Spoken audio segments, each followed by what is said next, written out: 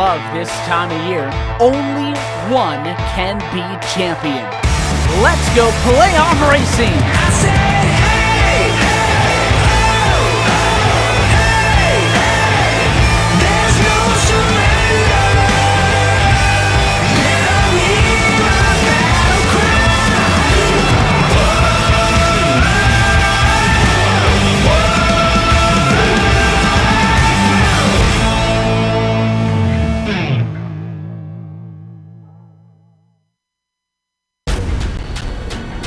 This is the original esport racing game.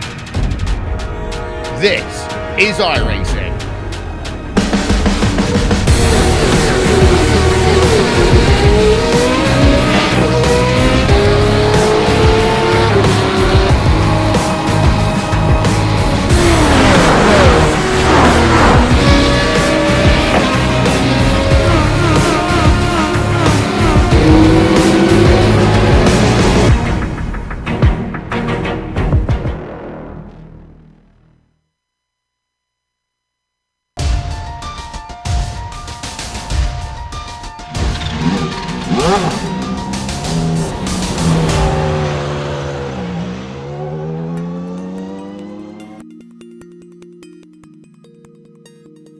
Albrecht took crucial points back last week, but is it too little too late? Today's race and one more round are all that's left on this season's schedule. With Donington Park being both twisty and quick, qualifying is expected to be crucial. We'll see if Gerber can deny the American the top spot as we get ready to watch round 11 of the iRacing Kamel GT series. And you'll see it all live here on the Global SimRacing channel and the iRacing Esports Network. Hi, I'm Joe Peak, and with me in the booth is Adam Lindgren. Behind the scenes is our director, Sean Crackers Ambrose, and he's using cameras provided by Dougie Beard. Adam, with touring cars coming in the next build, I have a feeling our audience is going to get more and more familiar with Donington soon. Definitely, Joe, and I'm looking forward to racing the Audi here more often in, well, actually another Audi. Well, the brainchild of Isle of Man TT biker Fred Craner, Donington Park is a 4-kilometer or 2.5-mile 12-turn circuit with 5 lefts and 7 rights, and it is a tight, winding little track. With the only real passing zones in the first and the final 10 seconds of each lap, most of this lap will be focused out the windshield for these drivers. For the Nissans, much of this track is flat out, requiring precise placement around Donington's tight curves. For the Audis, it's a much more subtle affair, requiring patience throughout as you wait for the front end to line up after many of the sloping turns. For both classes, this is a rhythm track, and it feels really good when you're in the pocket. But these classes aren't on the track alone. They have to deal with each other, and with the track being barely 2 lanes wide, the rapid closing speed of the Nissans and the relative inherent lack of control from the Audis will likely cause more than a few incidents today. But let's get the ball rolling and go on board for a lap around Donington Park in our GSRC lap guide. All right, we've got Andrew Backey and the GSRC Audi, so let's do a lap around Donington.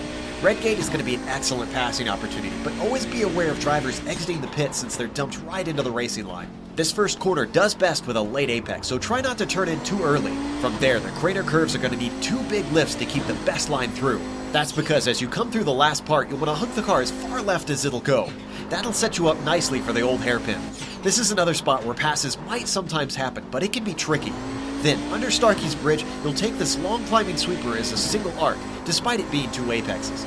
Just like the old hairpin, McLean's does best when you line up the car off to the left, but the blind apex and tightening radius make it a pain to get right. After that, it's a short burst to coppice. The rise in the track makes it almost impossible to spot the apex before you turn in. But the sharp first half contrasts with the wide exit of the second half, which dumps you onto Starkey Straight. You'll finally get a moment to relax, but make sure to bring the car over to the right. The S's are going to be another popular overtaking spot, but this chicane is definitely single file, so sort it out before you try to plow through there and suffer a slowdown penalty. And since we're now approaching Melbourne, the slowdown will put you at a severe risk of being overtaken. Although some drivers enjoy this section, I've always considered this a frustrating hairpin. It's no different than most in that you want to square off the exit for a better launch. Switch sides again, and the final quarter will be Goddard's. There's an awkward crest in the middle of the entry to this hairpin that will make hitting the apex a bit of a task. Be sure to get a good run to protect yourself again into Redgate.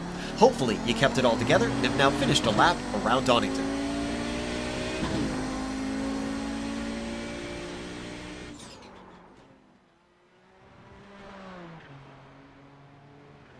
Certainly going to be a lot of wheeling to be done inside those Audis with some of the tricky braking zones around here. Let's take a look at the championships, of course, starting with the prototypes that I talked about in the pre-race intro. As I mentioned, Justin Albrecht did gain some points, but you can see there are still 18 between himself and Gerber. That's quite a bit to make up in the final 2 rounds. He certainly has to beat him, and by some margin. Gerber could potentially just cruise to another championship here. There are no changes up at the top 5 except for 5th, where you have 2 drivers tied now. But it is a close fight there between themselves and Johnny Bell. Let's take a look at the GTO standings, though. Definitely the GTO standings haven't changed that much from last week, unfortunately. Rob Olenek lost a bit of his lead to Nick Bucanos last week, but Nick Bucanos 7 points behind now. Ove Trangarade quite a ways back, definitely mathematically out of the picture. Reed Miller gained a spot from last week as he's been racing a little bit more than Riley Thompson in 5th. But yeah, the point standings are definitely quite close for that top spot in GTO, Joe. I'm looking forward to that fight here in these last 2 rounds. Now, in case you haven't watched the Kamel GT series before, why don't we run you down the race details? It is a 40-minute race. This is their sprint format that they do for the majority of the rounds. Because of that, the cars are not expected to make any pit stops, at least scheduled ones. They can't come in and, of course, take repairs. They can take some fuel and tires if they want, but you'll be severely hampered by it. And there you can see the win gives you 25 points, with only 3 points back there to second. That's what I was talking about between Gerber and Albrecht, that Justin is going to have to work very hard to pry this win away. Once again, you're watching this on the iRacing Esports Network. Make sure and subscribe. All you got to do is click on the big red button that says subscribe, then you'll get all of the iRacing Kamel GT series in your YouTube feed. And I have a feeling, based on what we've seen in the past here with this series here, you don't want to miss today for sure. Qualifying is underway. Gerber is on the provisional pole for the prototypes, Trangrade on the provisional pole for the GTOs, but we still have a lot of drivers yet to put a time in, so this could all change around, Adam. Definitely, and one of the cars that has yet to put a time in, is about to actually, is Justin Albrecht. That Nissan's going through the final sector right now, and he's gonna have to put on a clinic right now to try and get past Fabian Gerber. As you see, those Nissans really have to be patient around these hairpins at the end of the track. He's gonna cross the line. Let's see what kind of time he puts in. To 1:16.1, and that is good enough for pole. He missed his first lap, so at the last second he saves himself, but Gerber is coming around now for his second lap. Let's see if he can go half a tenth faster. That's all he needs. His first one at a 1:16.1. He comes up to the line. Let's see what he's got underneath him. It is a 15.7. That is definitely good enough for a pole by a decent margin, which does not bode well for Albrecht. Wow, that is a cracking lap around here. That shows definitely that the tires definitely come in to these Nissans a little bit later in the run. So these guys are going to have a scrappy first lap probably, but they'll be able to gain time as they continue forward. Olenek just moves himself up to 3rd on his first timed lap.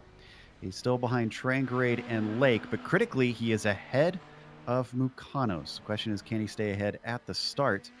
We have a familiar face here on GSRC that occasionally has hopped over, but joins us once again after a bit of an absence here in Kamel. Mick Claridge, who raced in the Lotus 49 earlier today, gave us a lot of excitement there over in Okayama. He currently sits 6th. He looked a little shaky in the warm-up, but it looks like he's got a handle on it now. Johnny Bell gonna get his lap in here. Yeah, both of these cars are very difficult to drive. They're not ones you can usually just hop into. They take quite a bit of practice, but Mick Claridge has a lot of practice with older style cars, so this probably isn't that far out of his wheelhouse. Johnny Bell coming around, he sets a 1:19. John Keefe coming around, looks like he's going to try and put in his first time lap of the day. John Keefe is going to put his in 8th, it looks like. So we jump over to Phil Lake, currently sitting in second, but his second lap, unfortunately, not quicker. Within the same 10th, though, incredibly consistent from the UK&I driver.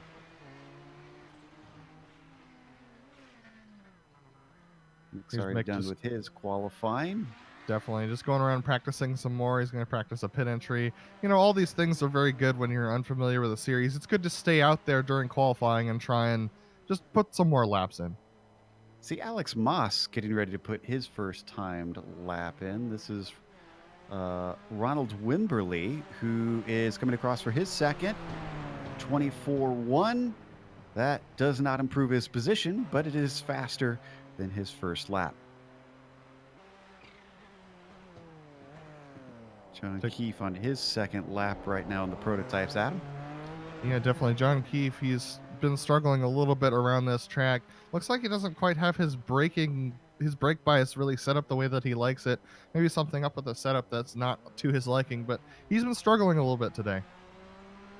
Let's see what his second one's going to be. Not quicker, unfortunately, about 0.2 slower. Coming down to the last seconds, and I believe this is the only lap that Moss is going to be able to get in. In fact, he won't get a lap in because that one he had an off somewhere, unfortunately, and it did not count. Which brings me to an interesting point about this track. With the extra bit of it added for the GP version, you've got that chicane, and I have a feeling that we are going to get some slowdown penalties as this race goes on.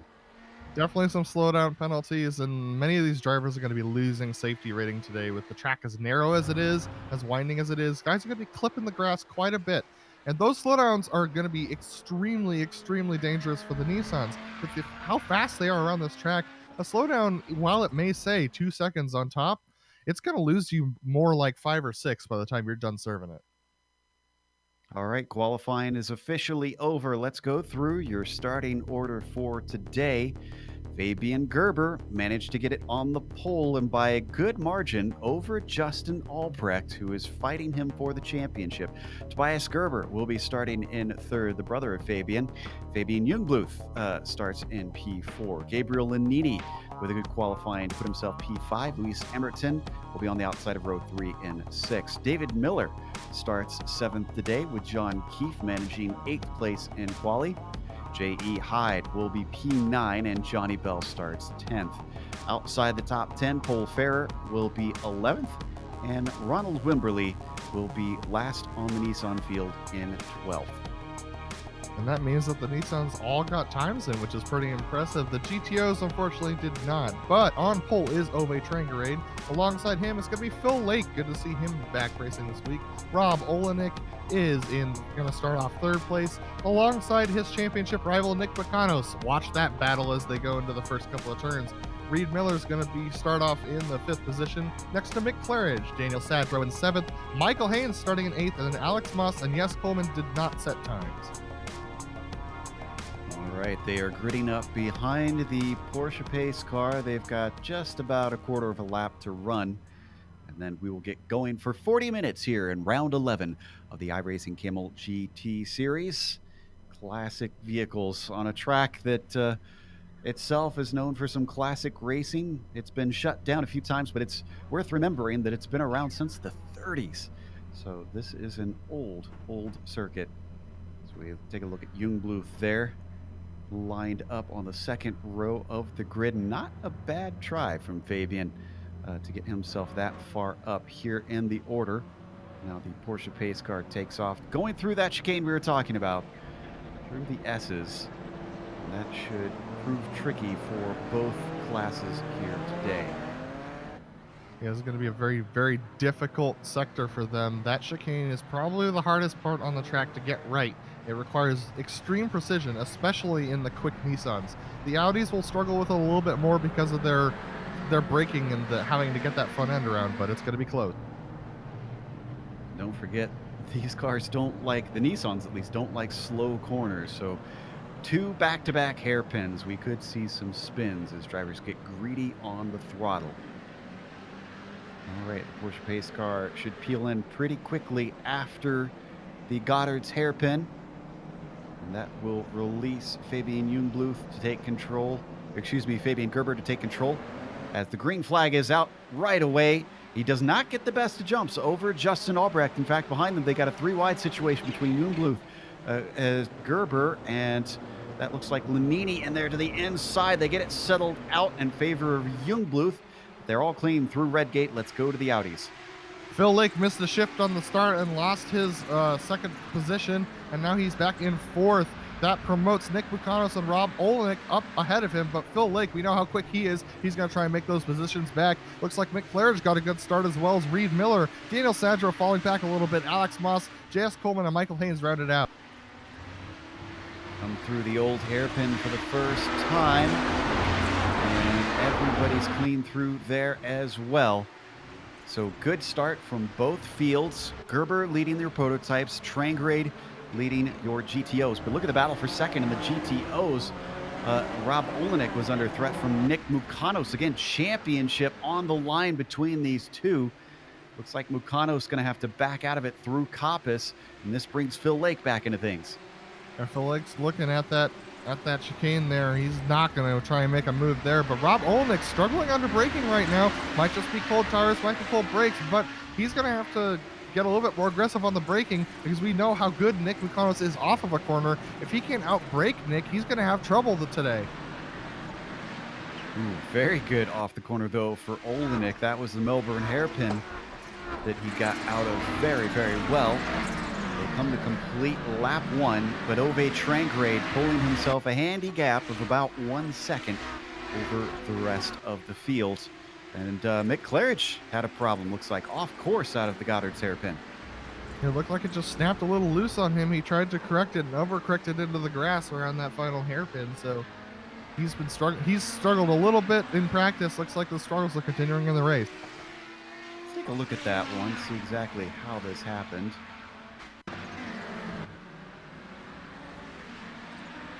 Wonder if he's having more technical problems. He let us know that he had oh, and did he get a shot from behind? Yeah, he got punted. Ooh, well, that doesn't help things at all. We'll watch one more time here, and then when we come back, we got a little bit of a battle for the lead brewing in the prototypes. There's the hit. Justin Albrecht within half a second, but he's been even closer than that at times on Fabian Gerber. We've been seeing this a lot lately, Adam, that Justin has the measure and race pace of Fabian Gerber. I get the feeling that Justin has been practicing more and more and more, and it has started to reel in Fabian on even terms here.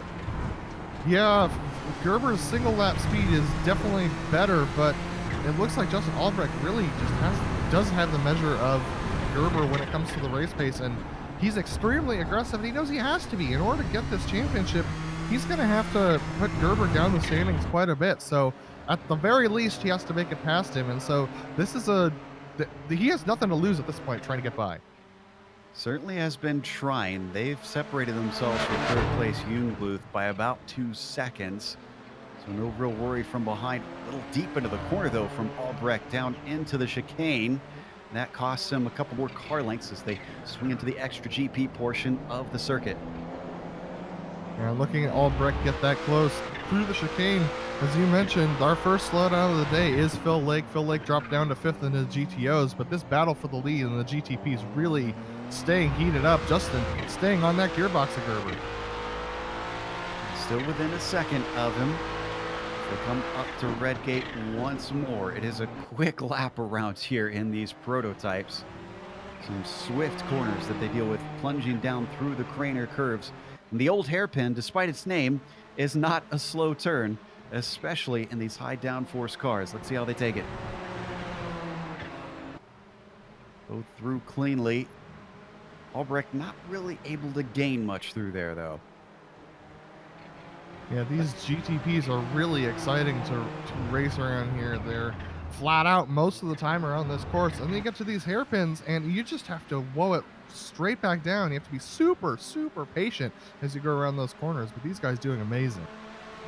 Down in 5th in this class, Luis Emerton is ahead of Tobias Gerber, who had not the best of starts. He qualified 3rd. He's down to 6th now, and he's trying to get himself a little bit closer back to where he was. as he has certainly been hounding this red and white Nissan everywhere he goes. Yeah, I think Tobias has better race pace and consistency than Luis, but Luis is an extremely aggressive driver. He's going to be defending that position most likely. So we'll see whether or not. Yeah, it looks like Luis just chopping it off there. Oh, he's trying to go wide. He doesn't make it. Oh my goodness, what a save from Luis. Just a little too hot into the hairpin. Luis lost out on that. Let's take another look here. I was a bit surprised that he was not defending into this corner, and wow, that thing that understeered like crazy mid-corner. Well, that's because these cars are, the GTPs are designed specifically around their aerodynamic downforce. So when you're going around these slow corners, they don't have any mechanical grip to help you out. So he got a little bit, he got over some bumps and just pushed him straight out wide. And thankfully for him, he only lost the one position, though John Keefe, you can see his teammate is now getting close behind. So we could have a battle for 6th now. Podium starting to get hot in the prototypes as well. Yeah, Gabriel Lanini right behind Fabian Jungbluth. He's been gaining for the last couple of laps, and he is on these slow corners. Some of these Nissan drivers just are having a hard time understanding the philosophy of getting around these hairpins in these GTPs, and Gabriel Lanini seems to have a good understanding of it. A lot of these guys really locking their brakes and spitting those outside tires when they try and exit. So Gabriel Lanini doing a good job of catching Jungbluth. Stays right with him as they come through Red Gate one more time. I'm also keeping half an eye on the battle for 2nd in the GTOs. It's not close enough to go to yet. As we're right on the 007 cam with Jungbluth, looking back at Lanini. Lanini briefly was ahead of Jungbluth at the start of the race, and then he went wide at the old hairpin, gave that spot back. Continues to hound the blue and white machine to see if he can find a way to squeak by. It's possible that Lanini has a little bit more downforce on his GTP than Jungbluth does, and that can definitely help you around this track. This track is one where, even though it's flat out most of the time, if you don't have enough downforce, you can get a little unstable through some of the ups and downs around this course, and so it can be really difficult. Let's take a look at Reed Miller, because Phil Lake, remember that after that slowdown, is trying to recover. And he's already gotten to the back of the number 14. In fact, he's very close to the back of the number 14. Yeah, this battle and the one ahead of them between Nick Lucanos and Rob Olenek, our championship leaders, they're both about the same distance apart from each other. These Audis are really doing a good job following each other through this windy track. This is such a fun track to race, Joe. It's just one of those ones that really is about rhythm and flow, and you can watch the guy ahead of you and watch his line without compromising your own. Phil Lake doing a good job of hanging on to it, but Reed Miller really throwing it into the corners. Something about these British circuits, they know how to make a challenge as he gets awful close through Coppice, and Phil Lake could have himself a nice opportunity down to the chicane. He falls back a little bit as their speed comes up. I'm not sure that he will have that chance that we thought. So through the chicane, always much more aggressive through there, though. Look at that move. What an impressive move. He just cuts the chicane, takes the risk of getting the slowdown. Oh, he's going to have trouble wanting it down, but he holds it on the inside line. He's going to block off Reed Miller from exiting. What a move from Phil Lake. Absolutely sliced through the chicane. That gifts Phil Lake 4th position, and he can set his sights on Olenek and Lucanos ahead. Speaking of those two, Olenek and Lucanos battling has actually dragged them back up to Ove Trangarade. Trangarade's gap is now just down to 2 seconds, which may seem like a lot, but around here that can evaporate very quickly. Yeah, actually, we are already getting our leaders in the prototypes amidst the traffic of the back of the GTOs. And that has allowed Justin Albrecht to stay right on the tail of Gerber. And could open up the door, depending on when they catch them, at what portion of the track. Yeah, I spoke about this in the pre-race, but this lap traffic is going to be a serious challenge for these GTPs. This is what's going to define who wins this race and who gets the other positions, because the traffic around here is very difficult, and during the sweeping sections, you really can't afford to go around the Audis. It's very dangerous. By Reed Miller. Down Starkey straight. And look at how aggressive Justin is being yet again, knowing that he has to get through there. Thankfully, that was his Dirty Torque teammate that he just overtook. Gerber gets by Lake. Lake pulls to the outside, trying to give a little bit of space to Albrecht. Looks like he's going to do it before the Audi's Goddard. way faster off of the corner, and so that allows that Justin doesn't have to worry as much about Phil Lake when they're exiting the corner. It's when they get on these straights when the Audis start to lose their pace advantage, and that is why Fabian Gerber's getting held up here as he tries to go around turn 1. Has to go the long way around. That was Nick Mukanos that they were getting by. That separates Mukanos from Olenek just a bit, but brings Justin Albrecht very much together with our leader in the prototypes, Fabian Gerber. Only one more to go, and this is their first time fully through the GTO field. Up to McLean's once again, goes around the outside just as Olenek, or excuse me, just as a Trangrade wants to track out. A look to the inside, down into Coppice. Justin Albrecht can't make it stick though. What a fantastic sighting through the field from both Gerber and Albrecht. They do an amazing job of getting through. They chose the exact right moments to make those passes. And look at this, Albrecht just so aggressive through the chicane. He's really gaining on Gerber. Trying to elicit a mistake out of the DH driver, but so far nothing coming. I get the feeling that this is about to get a lot more exciting, especially once they get through both the GTO class and the lap traffic of their own class. It's such a short lap. Yeah, definitely. And all this GTP traffic has broken up the battles in the GTOs. They're a lot farther away than they used to be. The closest battle on track for the GTOs is for 3rd place between Phil Lake and Nick Mukanos, and they're only about half a second apart at this point. Not what Nick Mukanos wanted. Phil Lake passing him certainly hurt his chances at the championship. And don't forget, Rob Olenek has used this traffic very effectively to gain time on our leader, Ove Trangrade. I'm sure he would love to take a win to help extend his points lead. Yeah, he's definitely trying to get that gap going in. All these drivers are gonna have to deal with traffic all the time now because how short the lap is. The lap's only about a minute 30 for the battle for the lead right now. The GTPs is heating up. Justin Albrecht inside of Fabian Gerber as they go to the first hairpin. Gerber around the outside, but the track is going to switch back to a left-hand hairpin into Goddard's. Albrecht not on the desired line, but he is on the racing line. Tries for the undercut, and it doesn't quite work this time. It was a valiant effort, but he's letting Fabian know he is there. This battle is amazing. It's the closest GTP battle we've had almost all year. These guys are duking it out right now, and this track is a perfect setting for them to have this battle. Stays with it as they come down the Craner curves, the bottom of the hill, into the old hairpin. He is very good coming into the corner, but coming off of it, a little bit of dust kicked up by the Ohio driver. Number 3 has to recollect himself. They've continued to pull away from the rest of the field as well. It is 7 seconds back to Fabian Jungbluth right now. Justin looking like he's struggling a little bit around a few corners. He was off the apex at Coppice, and now he falls back to a half second once more. Oh, and we have Phil Lake going for a move on Nick Mukanos for 3rd place in the GTOs right now. They're side by side as they exit the corner. Looks like Phil Lake's going to have this position if he can hang on to it. This is not an ideal corner for him, but he's able to make the pass, and Nick Mukanos goes a little wide. Out of Coppice, gets the throttle down a little bit better than his rival. This brings Phil Lake back up into 3rd now.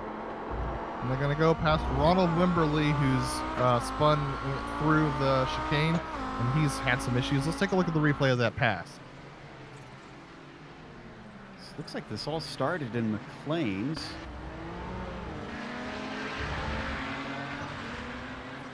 Oh, or did it? Oh, well, yeah, that is out of McLean's there.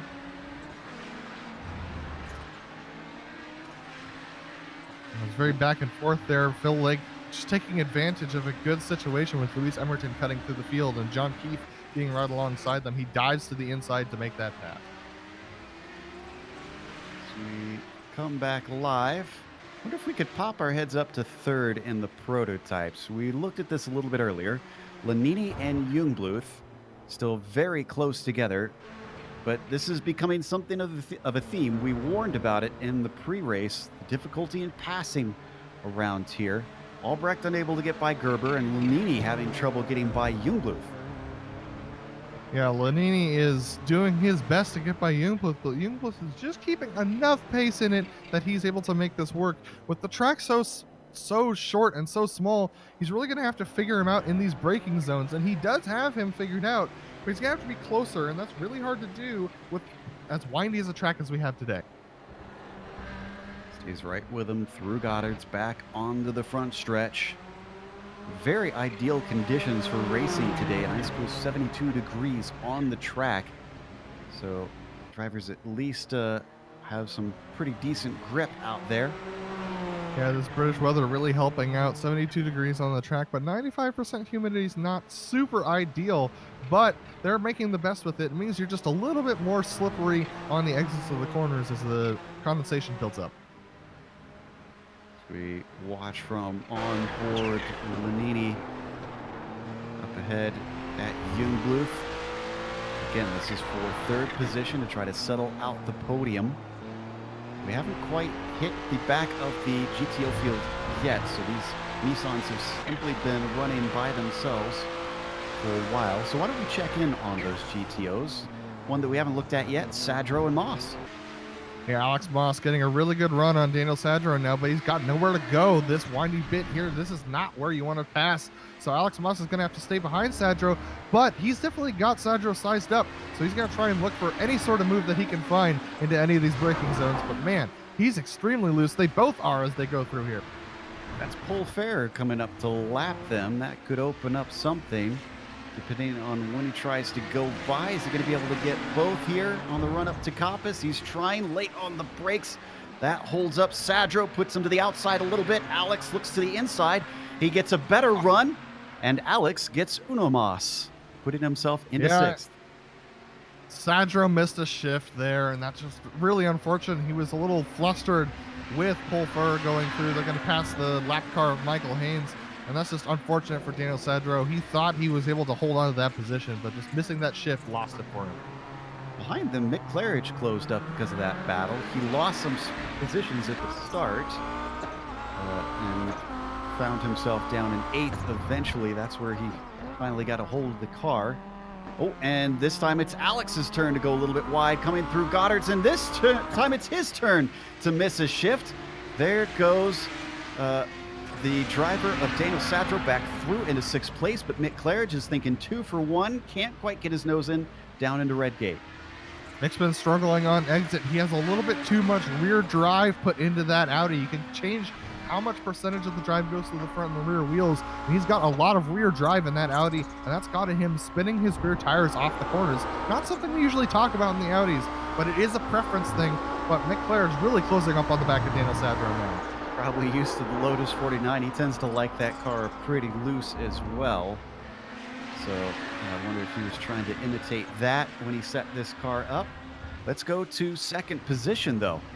In the GTOs, Phil Lake trying to get by Ove Trangerade. Rob Olenek has made the pass for the lead during this interchange. And look at this, Phil Lake on the inside. They are held up by the lapping car of J.E. Hyde. And oh, my goodness, Ove Trangerade really trying to hang on to it there on the hairpin. Well, he's burned up his rear tires pretty badly. This has allowed Phil Lake up into second now, and he's already under threat from Nick Mukanos behind him, who goes way off into the grass on the exit of the final hairpin. But our top 4 in the GTOs are separated by, what, about 2 seconds here? Definitely, they're not separated by much at all. It is about 2 seconds. And while we're watching this, unbelievably, we have so many places to look. The lead for the GTPs is closed in again. Justin Albrecht right on the back of Fabian Gerber. He's about 0.3 seconds behind. It looks like Gerber might be a little bit down on straight line speed. Something must have happened with him. Maybe he clobbered a curb or something. But Albrecht really pressuring him now. He got close before, but seems to have dropped back just a hair. Trying to size him up once again. They take it through the old hairpin. And Justin Albrecht continuing to see if he can do anything to try and take control of this championship. They come up to the battle we were watching earlier in the GTOs. That's Alex Moss, who holds up Fabian Gerber. He's going to sneak through. Justin's not going to wait behind. He's going to find a hole in the traffic, but it still loses him just a little bit of time. Yeah, Alex Moss is caught up to make Claridge at this point, but Fabian Gerber and Justin Albrecht, this is the battle we need to be watching as they go through the chicane. This is going to be really interesting. Fabian Gerber held up a little bit, but Justin Albrecht's going to have to dive to the inside when they get to the hairpin. Not sure that he's quite close enough. He thought about it. He followed him through. Up next ahead of them is Nick Mukanos, who's fallen down to 5th in that class. Something has happened to that number 7 GTO to lose as many positions as he has. And I can report that Gabriel Lanini has made it past Fabian Lundblue. Fabian's still challenging Lanini for 4th position, but the battle is all here for the 1st position. Wow, Justin Albrecht having to make a evasive move as they go into the first turn. Whew, Justin is saying, if you go, I go. He is not going to let himself be separated. As we hop on board with the Ohio driver, continuing to put pressure on the DH drive, the number 1 vehicle out on the track. We're past halfway in this race. He's seen a few chances, but I think he'll see a number more the way things have been going. It's just beautiful watching these GTPs go around this track. It's almost like it's a ballet almost of speed as they go through here. Justin Albrecht making his way by the lap car of Reed Miller. That's 4th position for the GTOs. These guys lap the field so quickly here at Donington Park. Quite a time difference between the two, it seems. Nearly 10 seconds between them to get around here. Coming through the hairpin now. Justin Albrecht stays in his tire tracks. Fabian Jungbluth. For all that we've been talking about Justin, Fabian's been doing a fantastic job holding him back. Definitely Fabian just putting in his laps. When we talk to him, he's always talking about consistency, and that's one of his strengths. And it surely is today. He's just being consistent, just doing everything that he can to just try and get by these Audis in as efficient manner as possible. And Justin Albrecht having to lunge and dive to hang on to it. Oh, wow, we have quite a battle for P10 in the GTPs right now as they're getting held up by the leaders in the GTOs. Yeah, that's Johnny Bell leading Pole Fair. And Pole Fair gonna come out on top as he just splits Rob Olenek. You can see the difference in the way that they drive through traffic between the top of the field and the Nissans and here towards the back. Pole Fair was far more suspect to try about sticking his nose in on that GTO leader. And now the GTP leaders are going to close in on this battle as well. So here we go with Justin Albrecht and Fabian Gerber closing in on the hairpin. This is going to get really interesting to see who can make it out of these corners safely. Both of them trying to get the throttle down as quickly as they can without spinning the tires. Gerber can't quite get in there on Phil Lake. Has to wait patiently behind through the last hairpin. Battle for the lead of both classes on screen right now. Goes to the inside. Justin follows through. That takes them past Lake. Oh, both get held up coming off the corner, though. That actually slows up Rob Olenek. This could open up a pass in both classes. Albrecht close behind Gerber. Can't do anything down through the hairpin. Same thing with Olenek and Phil Lake. They stay in position. And Albrecht really wanted that. He dove super late, but now they're catching up to the... Weisgerber, the brother of Fabian, has had a problem. This is coming through the last hairpin. And this looks really similar to what we saw early on with, was it Jungbluth that did this? I'm trying to remember. Actually, no, wasn't it Gerber? The same car? No, I think it was Lewis Emerton who spun it coming out of the corner. That's right. Yeah, he's just struggling right now, trying to... He just got a little bit wide into there and wanted to pick up the throttle early, and it just did not work for him. Oh, and problems for Phil Lake. Phil Lake turned around in the chicane just as he pulls out of the way of some of our lead And Rob Olenek off track as well. Off track into the pits. Those are our two leaders. What happened here? And there was a pass attempt by Phil Lake into the chicane. He got into the side of Olenek. Olenek must have gotten a meatball flag out of that. Oh my goodness. That is that's the worst thing that can happen to you. Olenek disappeared, I'm seeing. So he just lost connection or something. They have no incident limit in this series. Yeah, he hasn't disconnected, Joe. I'm not sure what happened. So in all this, Ove Trangrade lost the lead earlier, and now he's gotten it right back through sheer luck. But Joe, this has opened up the points championship. Nick Mukanos now up to 4th position. Rob Olenek has not come back. This might give Nick Mukanos an opportunity at the win for the championship this year. You're right. This was looking very dire for the number 7, and suddenly things have swung back in his favor. Up to 4th now. Not maximum points for sure, but still a good chunk that he is going to take out of Rob Olenek with 1 round to go after this one. Yeah, this really opens up everything for the GTOs for sure. Phil Lake now 7 seconds off the lead. Ove Trangrade up there, and looks like Tobias Gerber has decided to call it a day. He's gonna take it to the pits, and I believe. Wow, looks like a couple of people he's back. I think he lost connection. Oh, and Ove Trangrade off course, and Goddard's outbraked himself. Now, thankfully, it took Phil Lake so long to get back. He was not able to capitalize, so Ove didn't lose the lead. Not thankful on the case of Phil Lake, though. But he does chop it down about 3.5 seconds. There you see a simple running wide through the final corner. Yeah, that's one thing I haven't talked about yet today is the tires on these GTOs. This track is extremely flowing and high speed, and that takes a lot of the front tires out, and then we get to these final 2 hairpins, and that takes the rear tires out of the car. So if you haven't been managing your tires up to this point, those Audis can feel like they're on ice. Let's leave this and head over to the prototype leaders, because Albrecht has been where he's been nearly all race long, within half a second of our points leader. Gerber still just relishing this fight, holding him back without batting an eye. They come out of the corner to cross the line to take about 12 minutes left to go. Still quite a few laps left. A little wide coming off the corner for Justin Albrecht. He loses time out of there and has to regroup. The DH driver with ice in his veins. I'm sure he's sweating inside that cockpit right now, but there's no way he'd let us see it. There's no way he'd let Justin Albrecht feel that. As they come up to Jess Coleman, let's see how Fabian handles this. He handles it perfectly as usual. We're going to go to the inside here and dodge around. Justin Albrecht diving for the center of that corner, getting inside of Jess Coleman again. As you said, Joe, Justin just taking every opportunity to get by when Gerber does, not allowing him to make a gap. Yeah, Fabian's might be nervous inside the cockpit, as you said, but the body language of the car has been unflappable. They come up to the last 2 hairpins yet again. This is where it seems like every time Justin gets closest.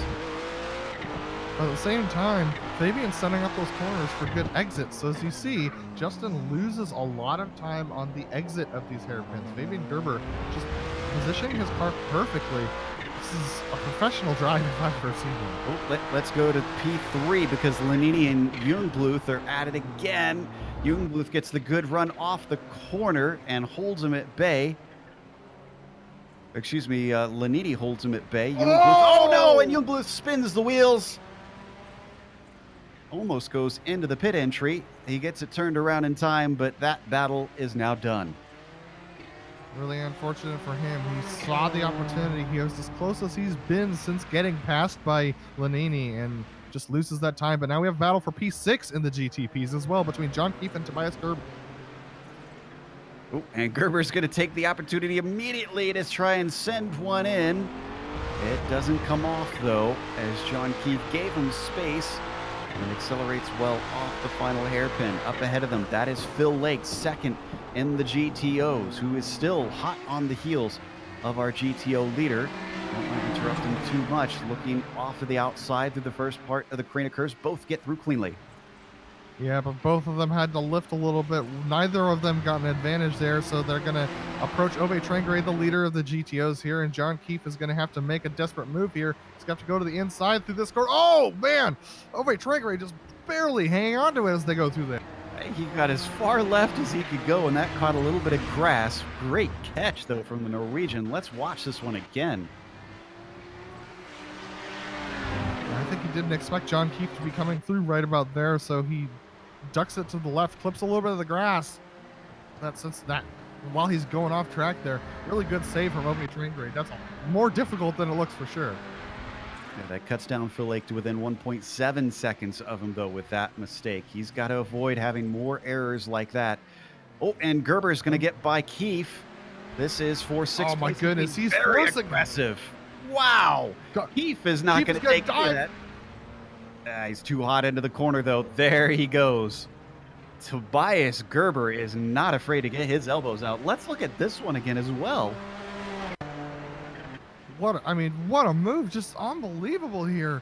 He's just, look at this. Gerber just dives down to the inside, forces John Keefe around the outside, and they just holds him to just a single lane on the outside as about the minimum distance that you can afford here.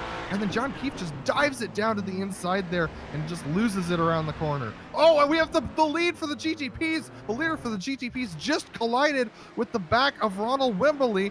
Fabian Gerber might have front end damage now. Looks like Ronald not able to get off the corner as quick as he wanted, or maybe he was trying to lift to let them through. Whatever the case, Gerber. Stay here for a moment. I think Justin Albrecht is going to have an opportunity on Gerber. Yeah, I'm not so sure that car is at 100% now. We'll go back to that incident a little bit later. Stays with him through the Craner, or excuse me, through Starkey's Bridge up to McLean's. They've got more traffic in front. That's J.E. Hyde, and also some GTO traffic to the outside. He's taking his time to try and get through. Very gentle on the throttle. That's holding up Gerber once again as they go 3 wide, coming down into the S's. They got to get this sorted out. There goes Justin Albrecht taking advantage of the opportunity. He gets through, but he gets tipped, and he gets turned around by Hyde. I'll be honest there, Joe. I do not know what J.E. Hyde was thinking in that scenario. I don't know why he stuck it out that long, but Justin Albrecht losing significant time, and it looks like he might have toe damage. Yes, he does. Albrecht's race is done. Oh. I mean, he gave it his all.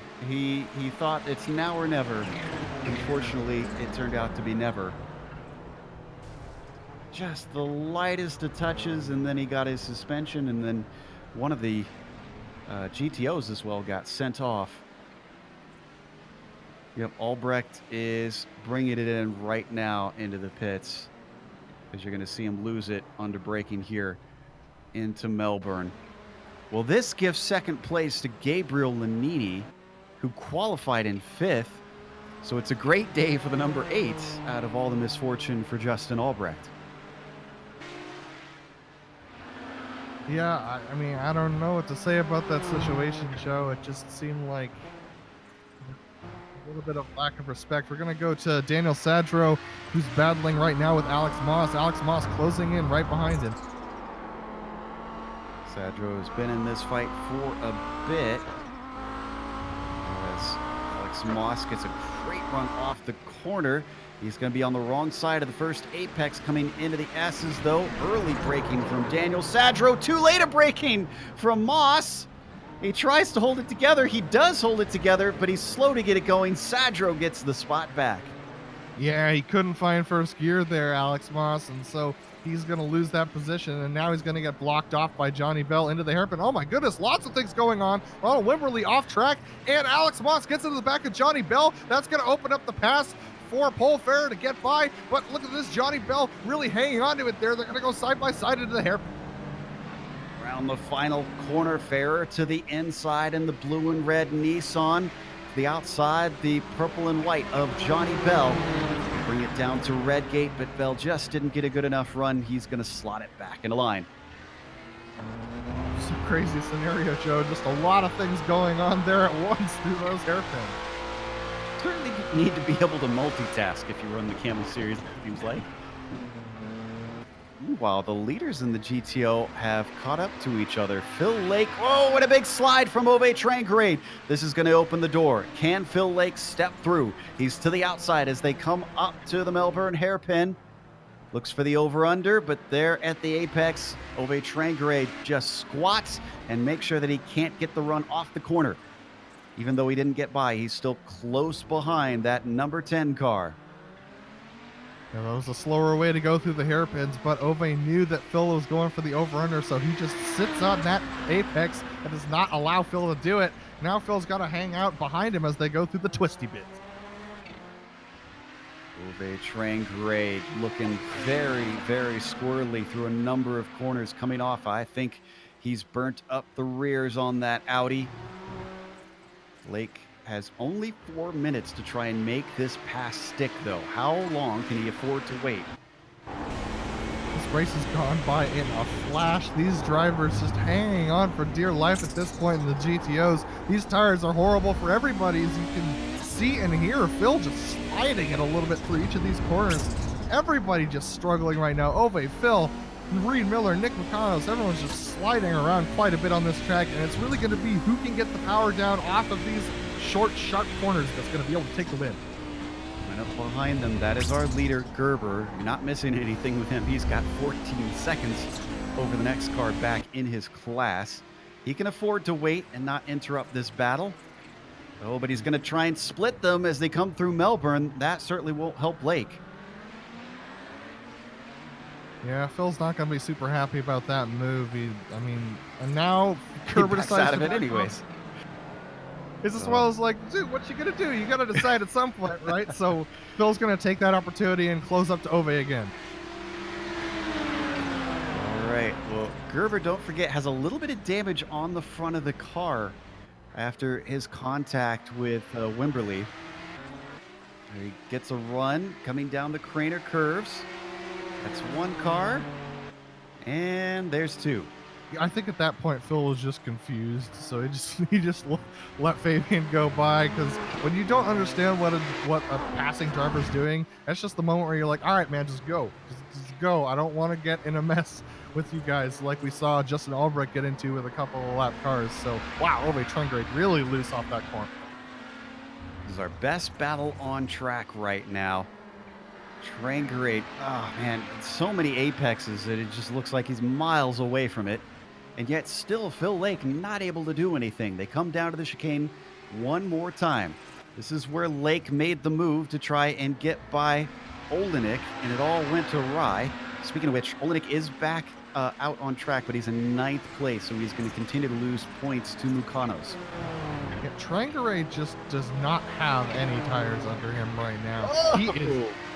He is tight in, loose off, but the tightness in can be a snap loose as well. So he's got nothing left. And if Phil Lake can set him up here for the exit, he's going to get by. Using the four-wheel drive as much as he can. Here goes Phil Lake. He's got no room down to the inside. Covers him off as Ove Trangrade forces him to go the long way around into Redgate.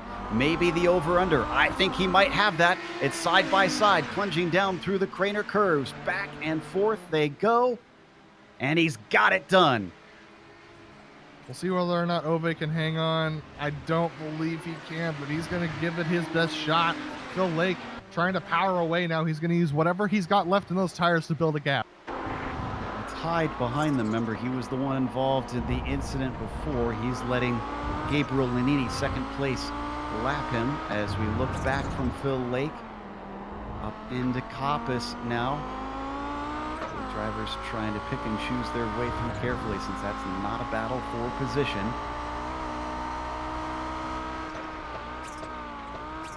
Kind of just waiting to see what Hyde was going to do here. And looks like Ove Trangrade just gets a little bit deep in there. Didn't expect how much Lanini was going to break there. So J.E. Hyde going to sneak by right now, and so that's going to definitely separate. We're on the white flag lap. I think this is the checkered flag for our leader. Or nope. Oh, excuse me, the white flag out now for him going by that time by. Got a little scared as that flag came out awful early for Fabian Gerber, who is now getting ready to take his victory lap. 18 seconds left on the clock. Yeah, this barring any massively unforeseen circumstances, this will be a win for Fabian, but I'm sure that's not the way he would want to take it. We come back to our leader for Phil Lake. Man, Lake cut this one close to get that lead away, but he's already pulled away from Trangrade in the number 10. So I'd say, again, similar situation, barring something tragic happening. This one is Phil Lake's to lose now.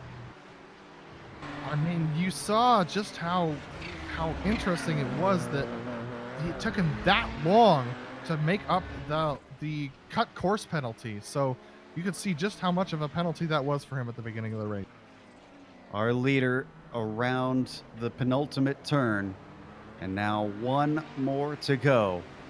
With Albrecht a DNF today, this might actually seal the championship here. Fabian Gerber, we'll find out over the break, comes across the line to take another victory, this time here at Donington. Phil Lake coming through the final chicanes. Looks like he's got this secured. Ove Trangrade not close enough to battle for it. So Phil Lake through the final corner now. Out of Goddard's, Phil Lake with a little bit of celebratory drift. That is a recovery drive if I ever saw one. Victory for the number 5. And very appropriate at a British track, the infamous red number 5 for Nigel Mansell.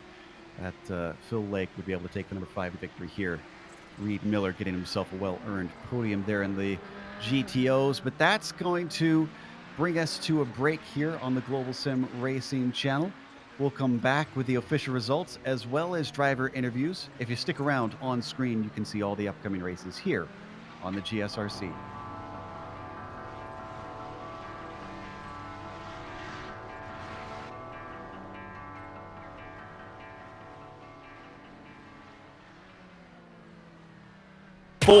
Of the best sim racers, $100,000 on the line. Who will rise to the challenge? This is the most competitive and sought-after season in iRacing World Championship history. This is where legends are made. This is the Porsche Esports Super Cup.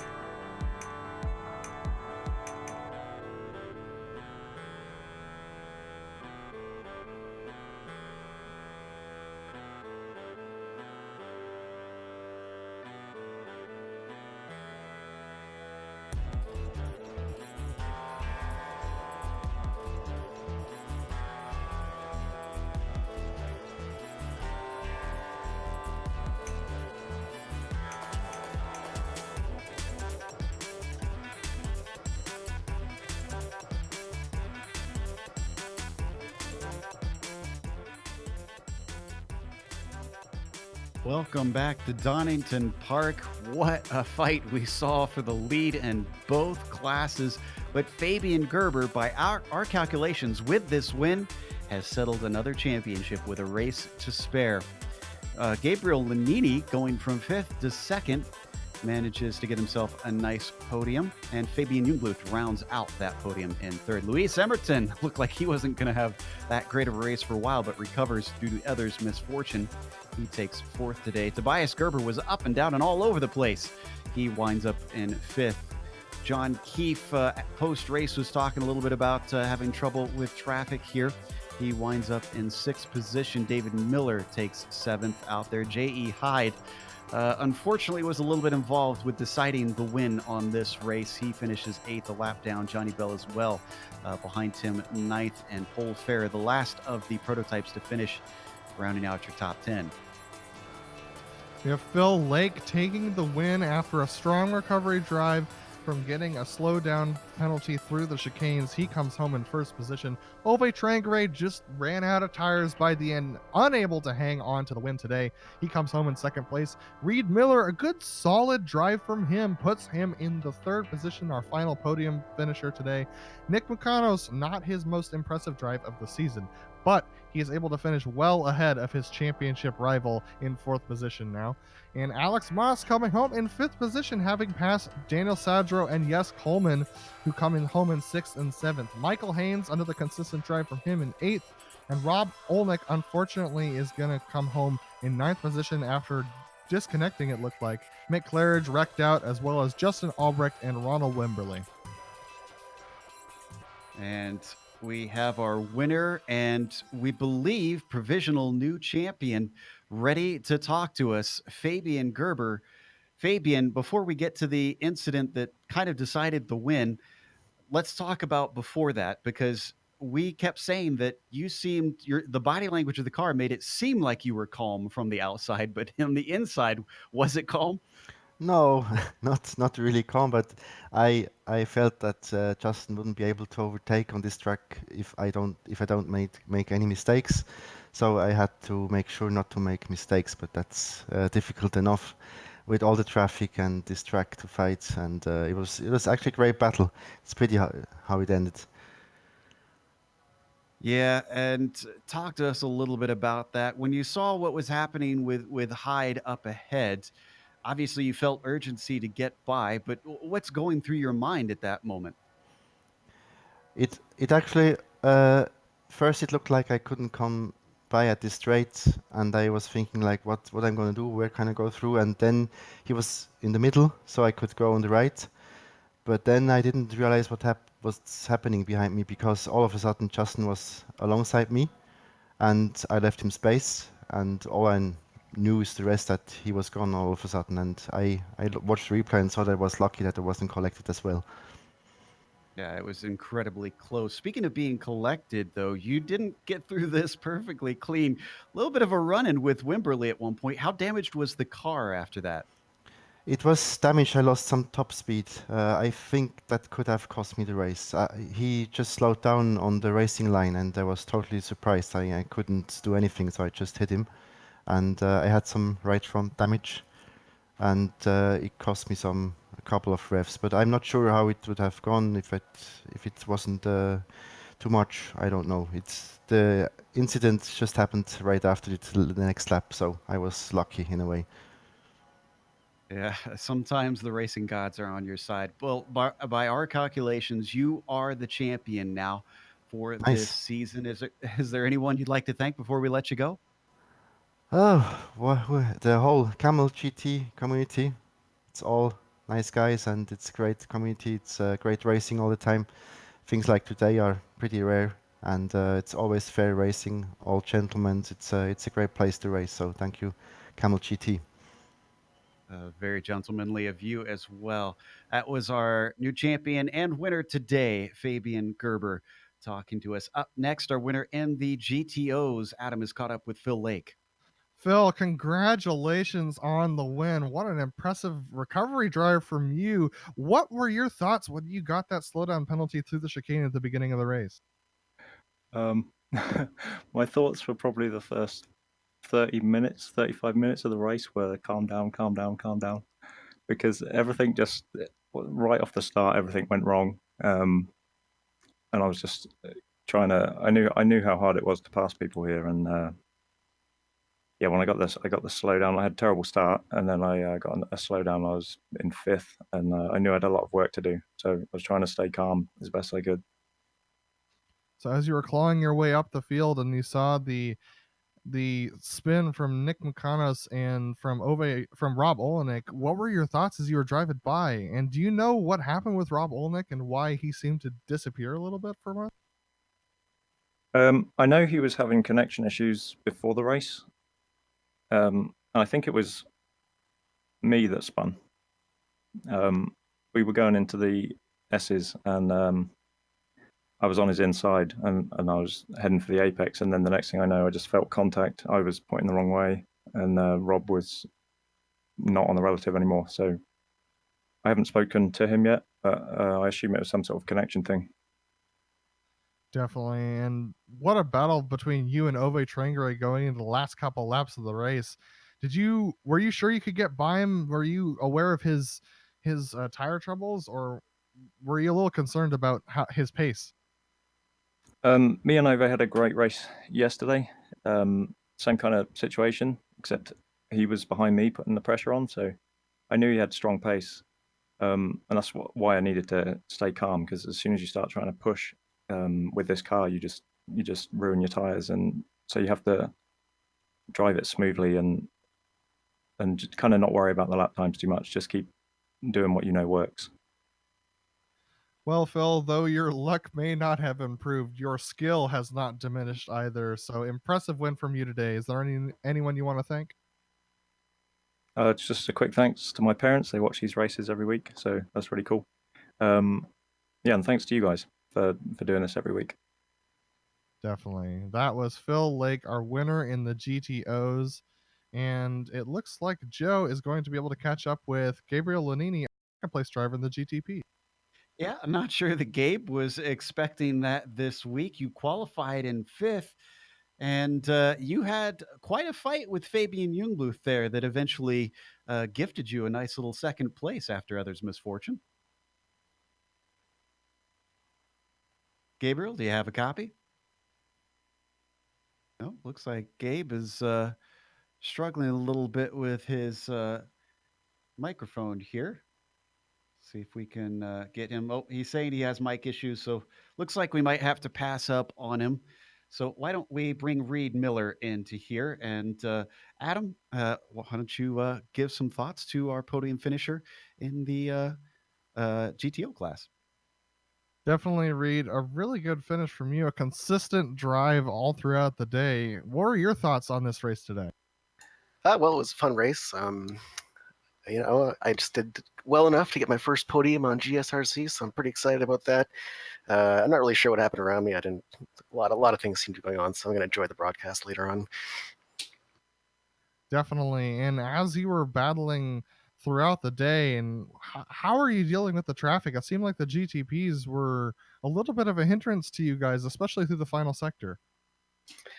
Yeah, it is a difficult track for any kind of passing, and especially because of the slow corners, they kind of lag. So you have to try and let them by as easily as possible, and try not to worry about them too much. It worked out okay for me. So throughout the season, you've been doing pretty consistent drives, and going into the final race of the season, what are your thoughts going forward? Well, it's been a fun season. I'm still trying to find more speed. Maybe you can pick up one of these podiums just based on pace alone, but it's been a fun season. I'm gonna keep rocking. Awesome. Well, Reed, since it is your first podium on GSRC, is there anyone you want to thank today? Hey, thanks to all the Dirty Torque boys. We're good racing, everyone. So thank you, Adam. Definitely. Congratulations, Reed, and great race from you.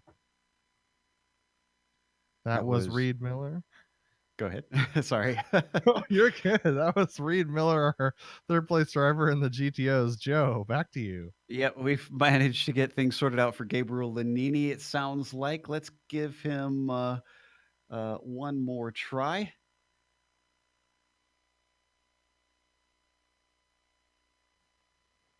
There we go. I think we've got Gabe in the booth now. Gabe, do you have a copy? Yes, now. Wonderful, wonderful. But fantastic drive from you. As I was saying earlier, it seems your pass on Fabian Jungluth turned out to be pretty critical. Yes, it was. It was quite a complicated race. I messed up qualifying. I missed my second lap. I had an off at T4, I think. And I ended up, I think, 2 spots back from what I think I could have achieved. I didn't have pace for racing Fabian or Justin. Nailed the start. I think nobody was expecting for the green to come so early as after you exit the final corner. That allowed me to have a go at third place, but missed T4 again, and I had to slot behind Fabian. And we had quite a good battle from there until he made a couple of mistakes, and that allowed me to get through. I really wasn't expecting, no idea what happened to Justin, but I really wasn't expecting second place. I was quite happy with third, you know? Yeah, I mean, that certainly was a gift to you, but you said you didn't have pace today for Justin and Fabian. The season's getting ready to wrap up after next week. Do you think in the brief off season you can buckle down and try and give them a run to make it a three-way fight for the championship next season? Yes, that's the idea. I got back to the Nissan halfway this season for getting ready and getting up to speed with the car again. I'm doing some work on my sim rig, especially on the pedal set, trying to improve the feel of the brake pedal, seeing if I can get some turns being a bit faster. If everything goes according to plan, maybe I can give them a run for their money next season. I hope. Well, attrition played in your favor today. Do you think you can maybe have it do so next round? Because we're going to Montreal, and that is certainly a punishing circuit. That's going to be a tough track, really. Long straights, but slow corners. It's going to be tricky with traffic. It's going to be interesting. This race was pretty crazy, and Montreal will probably be even more crazy. All right. Well, we look forward to seeing how you fare out there. Again, congratulations on a second place, sir. Thank you. Thank you a lot. As Gabriel Lanini, the Hispano-American driver, managing to go from 5th to 2nd. Wasn't happy with his qualifying, apparently. So that explains his excellent pace there in the race. But we're going to close up with a big thank you to the Kamel GT community ourselves as well for bringing us back for another season of coverage. And also to iRacing for putting us on IESN. When you get the opportunity, go to their YouTube page or just scroll down below this video if you're on YouTube watching. You'll see a big red button that says subscribe. Thanks to the companies that provide the software and the hardware listed here on your screen. They help make our broadcasts possible. Additional thanks go to June Lalonde, who provides our wonderful music. See the screen for how to get a hold of more of her great work.